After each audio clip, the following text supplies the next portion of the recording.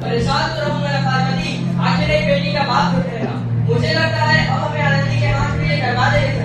पर हमारी आनंदी तो सिर्फ अभी 9 साल की है, अभी तो उसके पढ़ने लिखने और खेलने कूदने की उम्र है। देख पार्वती, लड़कियां पढ़ाई बंद हुई है और इन्हें जितने जल्द घर से विदा कर दे उतना अच्छा होता है। कल से आनंदी की पढ़ाई लिखाई बंद। पर बाबू, इसमें मेरी क्या गलती है? आप मुझे पढ़ाई करने क्यों नहीं देते? तेरी गलती है कि तू एक लड़की है। लड़का होती तो क्या बाबू, लड़का होती तो क्या? इन कॉपी किताबें ना सिर्फ लड़कों के हाथ में अच्छी लगती है, लड़कियों के हाथ में तो मेहंदी अच्छी लगती है, मेहंदी।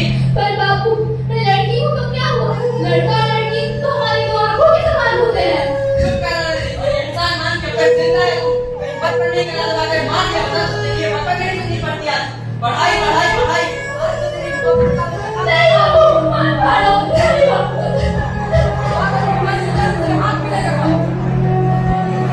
मुझे माफ कर दे बेटी, मेरे बाबू की इज्जत की आ गई, मैं ये कर सकती। मुझे माफ कर दे बेटी, मुझे माफ कर दे। तो इस प्रकार मात्र 9 साल की छोटी उम्र में आनंदी का विवाह गोपालराव जोशी से हो गया। बाल विवाह एक सामाजिक कुरीति है और इस कुप्रथा का शिकार होना पड़ा आनंदी को। 5 साल बाद आनंदी अब 14 वर्ष की हो गई है। उसके घर एक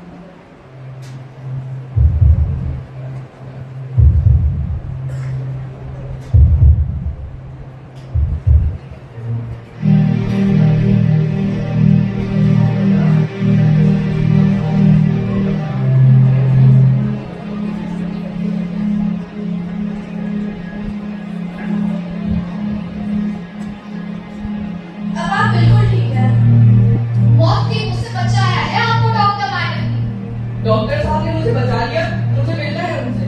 डॉक्टर साहब नहीं, डॉक्टर मैडम बोलो, डॉक्टर मैडम। उन्होंने ही तुम्हें जीवन दान दिया है। लो आ गई डॉक्टर मैडम, मिलो उनसे। आपने मेरी जान बचाई है, इसके बदले में मैं गरीब भला आपको क्या दे सकता हूँ? वचन वचन चाहिए मुझे। ये नहीं कहोगे कि लड़कियां कुछ नहीं कर सकती। वचन? ये कैसा वचन? अरे शानदार, तुमने पहचाना नहीं? ये तुम्हारी बेटी आनंदी। आनंदी? मेरी बेटी आनंदी डॉक्टर? हाँ बापू, वही आनंदी जिसके लिए बचपन में तुमने चूल्हा और दूल्हा के अलावा कुछ नहीं सोचा था। आनंदी, मेरी बेटी मुझे माफ कर दे। हाँ बापू, वही आनंदी जिसके हाथ पीले करके तुम उसकी सारी जिंदगी काला कर देना चाहते थे। माफ कर दे आनंदी, मैं तेरा गुनहगार हूँ। नहीं बापू, मैंने तो तेरा एहसान चुकाया है। याद है ना तेरा एहसान जो बचपन में तूने मुझ पर किया था? ताने सुना सुना कर जीते जी मार डाला था मुझको। माफ कर दे आनंदी, मैं तेरा अपराधी हूँ। अब बोलो बापू, अब किसको मारना है? बेटियां और बेटों में फर्क करना तो दो आंखों में फर्क करने के समान है। एक का पढ़ना और एक का ना पढ़ना सामाजिक अंकार है बापू, अंकार। उपकार मांगता हूँ मैं तुझ जैसी बेटी का, इसने पूरी जीवन मुझसे कुछ न मांगा, मांगा तो सिर्फ बराबरी का दर्जा। वरना सच तो यह है कि मैं तेरी माफी के लायक भी न हूँ। मुझे सब आप तेरी बराबरी कर सके, मैं उस लायक नहीं हूँ बेटी, नहीं हूँ। आनंदी, तू अपने बाबू को माफ नहीं करेगी क्या? सुधा का भूला